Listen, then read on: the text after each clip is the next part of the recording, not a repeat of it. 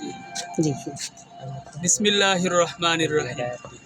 আমরা পীরবাগদি মহিলা মাদ্রাসা ও কাজী রোকসানা কুদ্দুস এতিমখানার শিক্ষক বৃন্দ আমরা আসছি হবিগঞ্জ ব্রিজে।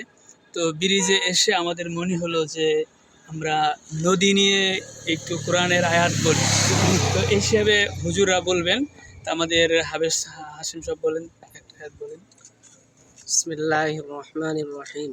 ইন্নাল্লাযীনা আমানু ওয়া আমিলুস সালিহাতি লাহুম জান্নাতুন তাজরি মিন তাহতিহাল আনহার খালিদিনা ফিহা আবাদা।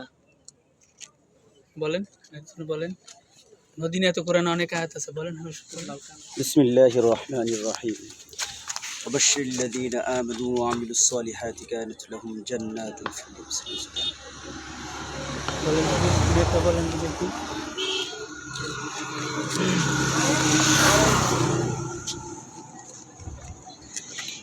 بسم الله الرحمن الرحيم.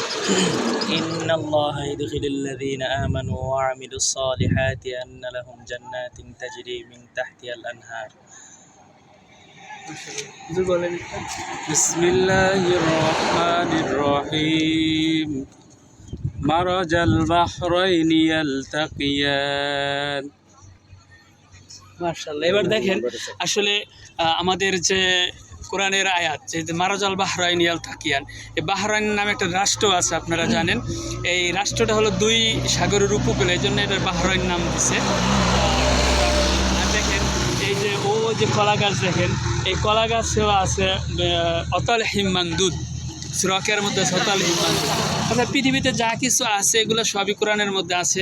আপনারা যে বিস্তীর্ণ এই যে গাছপালা দেখতে পাচ্ছেন, এগুলো প্রাকৃতিক দৃশ্য সম্পর্কে আল্লাহ তাআলা বলেন যে অজান্নাতিন আলফাফা, যে পৃথিবীটা আল্লাহ তাআলা একেবারে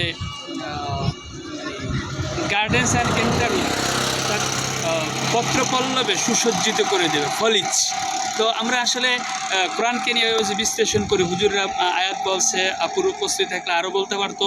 তো আমি হঠাৎ করে মনে হইলো যে কোরআনের এই নদীটা আল্লাহ তাআলা যে দিচ্ছেন, কেন দিচ্ছেন সে সম্পর্কে যে কোরআনে আয়াত আছে, এটা আপনাদেরকে একটু জানাই।